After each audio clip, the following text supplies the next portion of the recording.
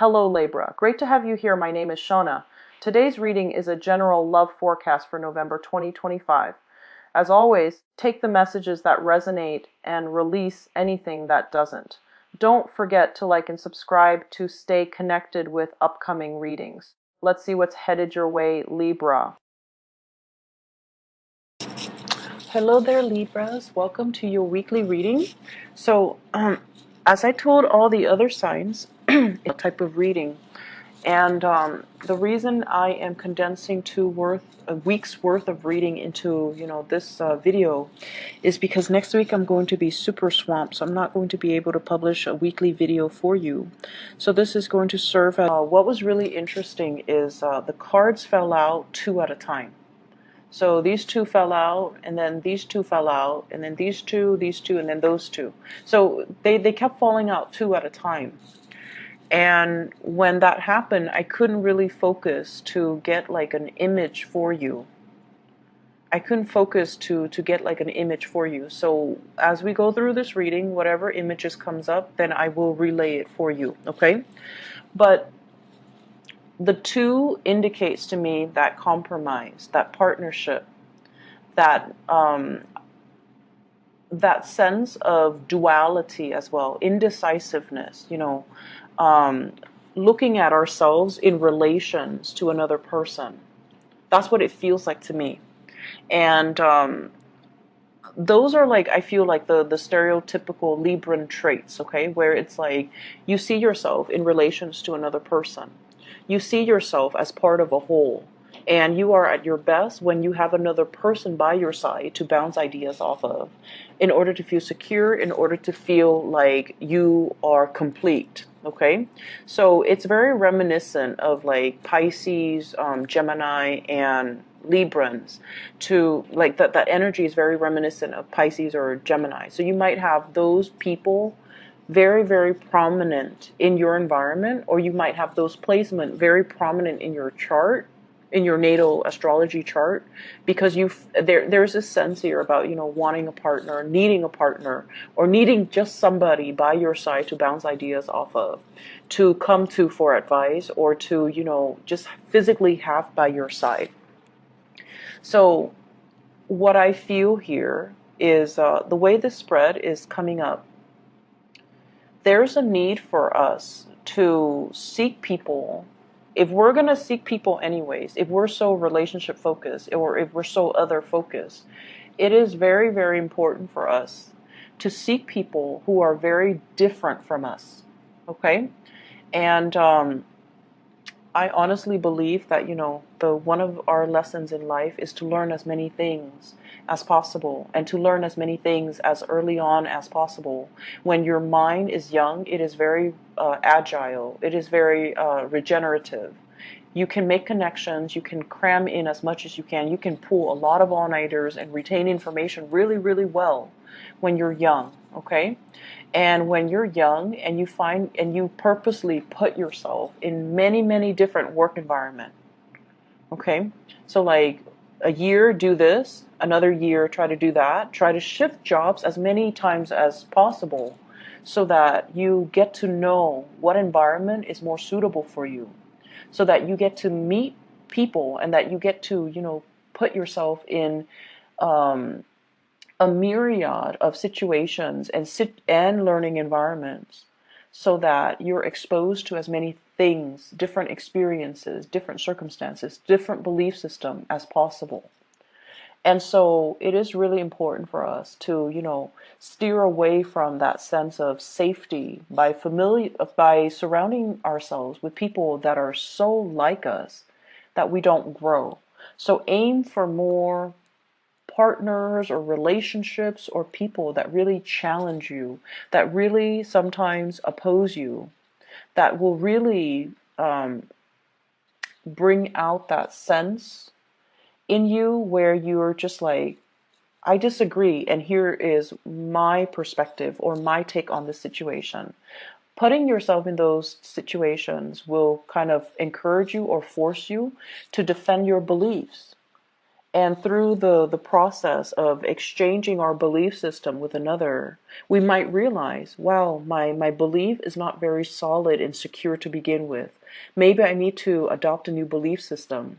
And through the process of defending our beliefs, it strengthens our resolves about our belief system.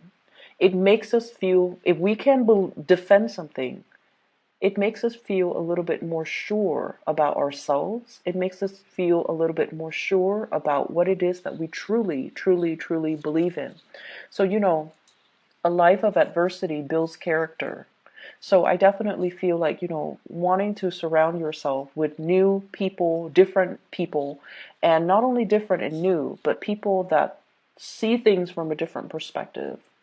People that are that challenge us to, not so much like conflictual situations, but people that will really challenge us, people that might not have the same belief system, people that will continuously um, ask us these important questions so that we can refine our thoughts, refine our thinking. Um, I'm also sensing as well dealing with different people and pushing yourself out of that social comfort zone will allow you to fill in the knowledge gap. So a lot of the times, we believe in one thing, okay? And we will cherry pick the examples that we use, or the information that's available out there to corroborate that one thing that we believe in. It's cherry picking. And most of us, fall into that fallacy. And so this message for many of you, I feel it is about doing the necessary research in order to fill in the knowledge gap, doing it the right way, doing it the proper way, not just cherry picking data or information and then glossing over the information that, runs counter or is contrary to what it is that we're trying to persuade people on, what it is that we're trying to tell other people. So I feel here the need to be very, very fair and see things from both perspectives for you guys so that you can refine your thinking, so that you can fill in the knowledge gap, so that you can understand, okay, maybe I was wrong with this belief and I need to switch over. But before I switch over and abandon my previous belief system, I need to do my research to make sure I know where I stand. And the reason I harped on this was because, the cards fell out two at a time. And also, there's a huge thing here about, I'm seeing a lot of students, you're going through some type of a training situation, and I feel almost like some of you, and not all of you, but some of you, you're just like, I already know this. Why are they giving us training on this? Why am I forced to sit through this? Why am I being taught something I already know? And I almost feel like that mentality, you know, will will be to your detriment. Okay? So I feel like there's a way that you're doing something, and that's like your go-to process. Like you've already got it down, and you're just like, I already know what I'm doing. All these people, they're wasting my time. They don't know what they're talking about. But it is something that you have to do. So some of you, for example, you're going to school to get a degree. And a lot of people nowadays, in order to land a very good job, we need a combination of experience, real life work experience, as well as degrees and diplomas. And I feel like for some of you, you're going through the motions. You already have the work experience. You already have the hands-on work experience. You already know what you're doing. And yet you're forced to go through some type of training, or you're forced to finish school in order to get that diploma so that you're more employable. And I feel like it's very, very frustrating for you. But I would say take that paradigm shift, because you're there for a reason. You already probably paying tuition. You're Even if the training is provided for free, it could be, led by by your company. You're already going to have to be there. Make the most of it. And whenever we enter an environment, any type of environment, whatever we put in is whatever we're going to get out. So if you're very hands off and very detached and, keep people at arm's length and already come in with the attitude that I already know this, then you're going to get very, very little out of it. Okay, so I feel that there are things right now where you have to fill in the knowledge gap. You might not have all the information, and the people around you might have information that you need. Okay, so for example, if you're a financial planner and you're forced to, as a part of your coursework, as a part of renewing your license, you're forced to attend some financial planning workshops just to, get those credits, just to renew your license. And you're coming in there and you're just like, I already know all of this stuff. And the people that are teaching it lack the experience. They lack the articulateness that you guys love as an air sign. So what I feel is maybe you're not there to learn financial management. You're just there to renew your license. Maybe you're there to, assist the other people around you that might not grasp the concept as well. Maybe you're there to help them go through that process. Or maybe you're there to network and socialize. There's a reason for you to be somewhere. And so you have to make the most of it. Okay, see things from the other side. And there is a thing here about, I'm seeing a lot of students once again, and there's some information that you feel you're missing, some very, very vital piece of information. And I see some of you obsessively reading up on it, doing a lot of research. And you're just like, wait a minute, this research is not available out there.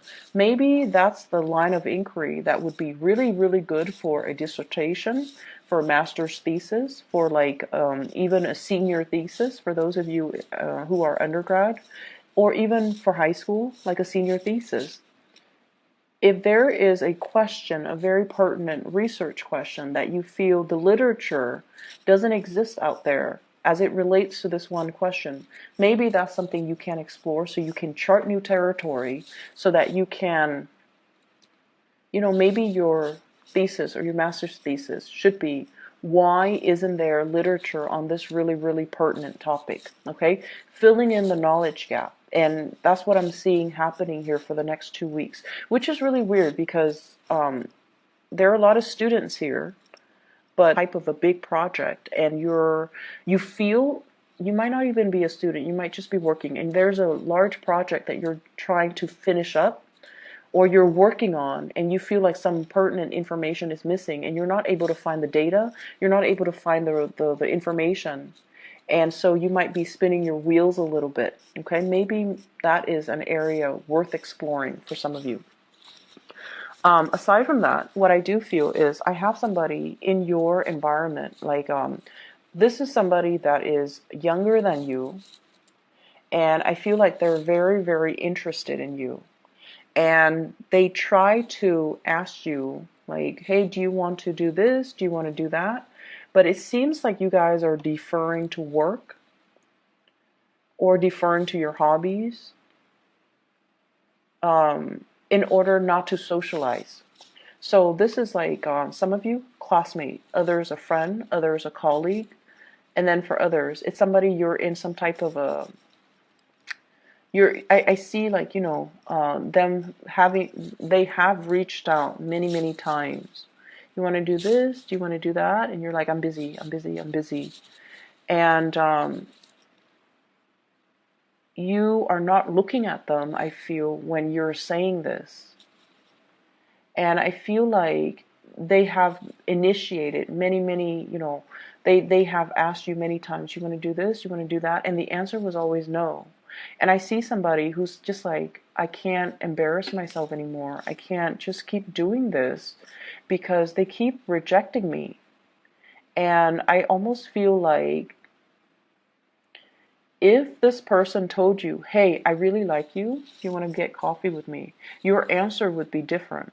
However, the way that they come in, it's very nonchalant, it's very unemotional. And that's because, you know, they feel a little bit jilted by you, and they feel almost like you're so absorbed in your work, or, you know, there are so many other things that you're working on, so that you're not really prioritizing them. So somebody in your life is feeling a little bit neglected, and they've asked you to do things so many times that they've given up on trying.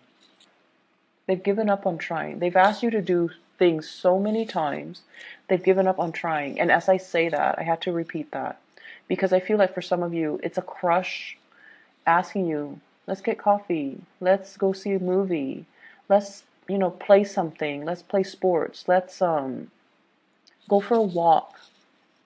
And your answer has always been no. And I feel like they are cowering because they're embarrassed. They're embarrassed of the rejection. And also, when somebody reaches out and we don't, you know, look them in the eyes and we just tell them, no, I'm busy, it hurts. It hurts on a very, very deep level. And I feel they're hurt, and I feel they still look at you.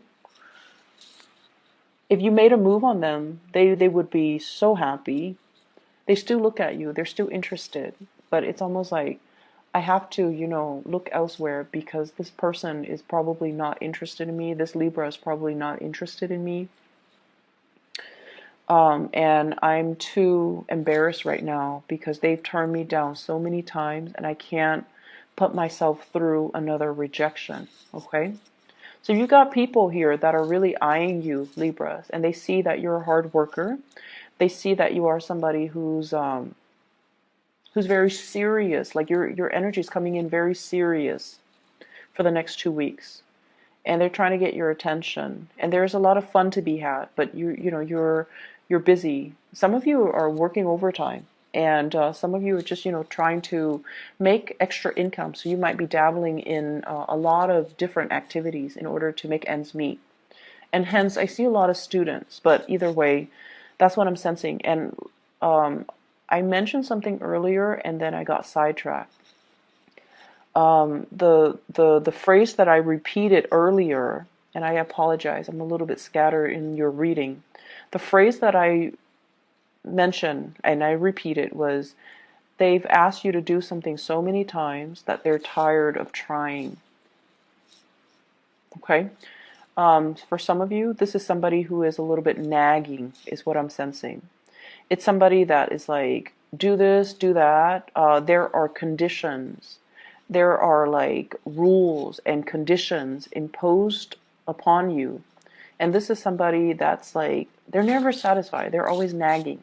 I see a really big nagging energy. And I feel like they could be somebody who is a little bit manipulative. They're a little bit manipulative. They know how to get you to do things by distorting the story, okay? Can you get me that? My stomach hurts and I can't walk all the way over there to fetch it myself. Can you get it for me, please? You know, like that. Playing on your weakness, playing on your kindness, or they're manipulative. I have the High Priestess in the reverse and the Magician in the reverse. When these cards are in the reverse, it's manipulation. Using something to our advantage, but not for a very good reason. Not for a good cause, okay? So you want to be a little bit careful. I feel for some of you, this could be family members, unfortunately. I feel like it could be family members, somebody who's trying to get you to do something by distorting the truth, or they're telling you like, they're telling you, oh, can you take my dog to the vet? Because I'm sick. I'm in bed and I'm sick. I can't take my dog to the vet. Can you help me? And then you find out that, you know, you took their dog to the vet and you said your goodbyes, and you find out that, so let's say it was Saturday. Saturday they went to the movies. So I feel that you know who this is and you need to distance yourself. There might be some information coming to light about this person and their deceptive behavior, where they are opportunistic. They're trying to tell you to do something, and they're distorting the truth in order to get you to do things. And then I'm also seeing as well, you want to be careful when it comes to measurements, and you want to be careful when it comes to not spilling things. If you're cooking, if you're serving things, if you are mixing things, blending things, be very, very careful. So I feel like somebody is also, and Librans are typically very, very organized and very neat. But I feel like you might be dealing with someone who's a little bit on the sloppy end, and you're trying to, you know, tell them to, clean up your act or be less messy, or, learn to clean up after yourself, learn to be a little bit more tidy, be a little bit more organized. And I'm also feeling as well, some of you, there might have been a past person, somebody has left the picture, and you are burying yourself in work in order to forget, in order to distract yourself. You're also happy, I feel, with work, but you're burying yourself in work in order not to think about this person, in order to keep busy, in order not to go home and look around and be reminded of this person. So I feel like it's definitely, a love relationship, okay? And then for many of you, you're a little bit of a workaholic for the next 2 weeks, and there's nothing wrong with that, because you're trying to get ahead in your career, because you're trying to publish data and information, because you might be trying to make deadlines. But I feel like there's a sense of like, I need to be productive. I need to excel. I need to produce something. And if I keep, working at it, chugging away at it, or plugging away at it, produce something, produce written work, produce like results, produce statistics, produce a dissertation, produce like a master's thesis even, or like some type of an essay or something that is up for public scrutiny. If I keep producing, it's going to really enhance my professional image and my career and my prospects. So there is a big push for you as well to, be a workaholic and to challenge yourself and to do all the work that is necessary for you, and then others, trying to forget a situation, a person from the past, and you're overcoming it through burying yourself, doing some type of a work. I see like shutting yourself in your office, shutting yourself in your home, trying to get things done, okay, to get things done, so you're not distracted, so you're not,